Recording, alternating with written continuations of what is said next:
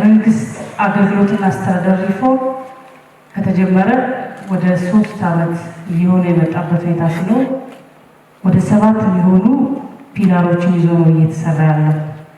አንዱ ከ7ቱ ዲጂታል ሲቪል ሰርቪስ መገንባት፣ የሰራተኞችን መረጃ ማረጋገጥ፣ በተለይም ደግሞ አጠቃላይ የሰው ኃይል አስተዳደሩ ዘመናዊ እንዲሆን መስራት ብሎ ሰፊ ስራዎችን ሲሰራ ቆይቷል። ከዚህ መካከል አንዱ መረጃን የማዘመን በተለይም ደግሞ የመንግስት አገልግሎትና አስተዳደር ጥራት ያለው በዓለም አቀፍ ደረጃ ተወዳዳሪ እንዲሆን በማድረግ በኩል አንዱ ትልቁ ስራ ያለውን የሰው ኃይል ያለውን ተቋም ያለውን መዋቅር እስከ ታችኛው የአስተዳደር እርከን ድረስ በዲጂታል መረጃዎችን ማረጋገጥ ስራ ነው የሚሰራው ማለት ነው። በዚህ ውስጥ በርካታ ስራዎች በዝግጅት ምዕራፍ ተሰርተዋል። ሲስተሙን ከማስለማት ጀምሮ ከኢትዮጵያ ስታቲስቲክስ አገልግሎት ጋር የሚደረጉ ስራዎችን በመስራት በኩል ትልቅ ሀብት ተመድቦለት በትልልቅ አመራሮች እየተመራ እዚህ ደርሷል። አሁን እስካሁን የነበረውን ሂደት ውጤታማ የምናደርግበት ሰዓት ላይ እንገኛለን።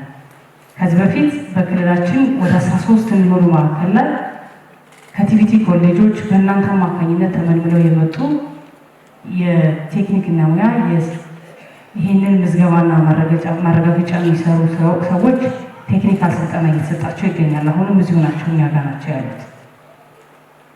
ይሄ አንዱ ነው። ሁለተኛው በተለይም ደግሞ እነዚህ ሰዎች ምቹ ሁኔታ እንዲፈጠርላቸው መረጃው በአግባቡ እንዲጠናከር በተለይም ደግሞ በየሄዱበት አካባቢ የሰው ኃይሉን የምንመራው እኛ ስለሆንን እዛ አካባቢ ላይ ያሉ መንግስት ሰራተኛው ዶክመንቶችን አሟልቶ መረጃ ለማረጋገጥ ስራው ተባባሪ እንዲሆንና ባለቤት እንዲሆን በራሱ ሕይወት ጭምር የሚወስን እንደሆነ በደንብ ግንዛቤ ፈጥራችሁ በኋላ በሁለት አቅራቢዎች በሚቀርበው ሰነድ ከሰዓት በኋላ ደግሞ እንደ ክልል ያለንበት ሁኔታ ስለምናነሳ በዚህ ውስጥ ተገኝታችሁ ትልቅ ኃላፊነት ስላለባችሁ አንዱ ይሄ መድረክ ነው ማለት ነው። ይሄ በ19 ማዕከል ይካሄዳል እንደ ኢትዮጵያ አንድ ላይ ነው የተጀመረው።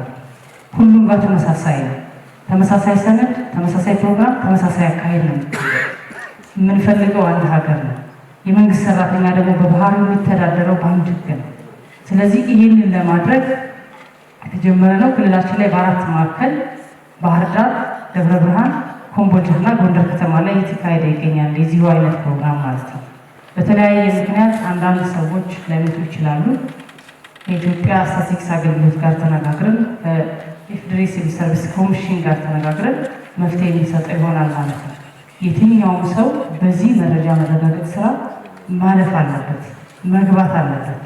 ይሄ በጣም ለእኛ ለኢትዮጵያውያን፣ ለእኛ ለመንግስት ሰራተኞች፣ በተለይም ደግሞ መንግስት ተቋማትን ለምናስተዳድሩት ሰዎች ትልቅ ክሪቲካል ጊዜ እንደሆነ ትኩረት ተሰጥቶት የሚሰራ ነው። ይህንን ስናደርግ ነው ዘመናዊት ኢትዮጵያ፣ የስልጣኔ ምንጭ ኢትዮጵያ ስልጡን ናት፣ ሀገረ ቀደምት ናት፣ በሀገረ መንግስት ግንባታዋ ትልቅ ናት ብለን የምናወራው በመሆን ነው። በወሬው ብቻ የሚፈታ ነገር የለም፣ በመስራት ነው የምናረጋግጠውና ይሄንን የነበረንን ልምድ አሁን በደረስንበት እኛ በደረስንበት ትውልድ አሁን ባለው ዲጂታላይዜሽን ዓለም አቀፍ በሆነው የግሎባል ኮንቴክስት ውስጥ ገብተን አሰራራችንን ማዘመን አለብን ተብሎ አንዱ የሰው ሀብት አስተዳደሩን ማዘመን ነው። ሌላው አገልግሎት አሰጣጡን ማዘመን ነው። ቅድም ክቡር ከንቲባ እንዳነሱት አንዱ የመንግስት አገልግሎትና አስተዳደር ዲጂታል ሰርቪስ መስጠት ነው። በኋላ እናንተም እሳቸውን እንደጋበዙ ታያላችሁ። በክልልም ደረጃ ሰፊ ስራ እየተሰራ ነው። በማዕከል ደረጃ ተሰርቷል። ባህር ዳር ከተማ ላይ እየተሰራው ብታዩት እንደዚህ የሚደረግ ነበር እንደ የምትሉበት እድል ያለው ደሴ ላይ ብትሄዱ ይሄን ታገኛላችሁ። አሁን ወደ 38 ማዕከል እየሰራን ያለንበት ሁኔታ ነው ያለና ይሄ ሁሉ መንግስት አሰራሩን በማዘመን ለህብረተሰብ የሚቀርበውን አገልግሎት ቀልጣፋና ወጪ ቆጣቢ፣ ጊዜ ቆጣቢ በማድረግ ሰው በጊዜ ወደ ምርታማነቱ የሚሄድበትን ስርዓት መፍጠር። ይህም በተግባራት ነው። ይህንን መረጃ በዛ ልክ ታሳቢ ተደርጎ እንደሚሰራ ነው።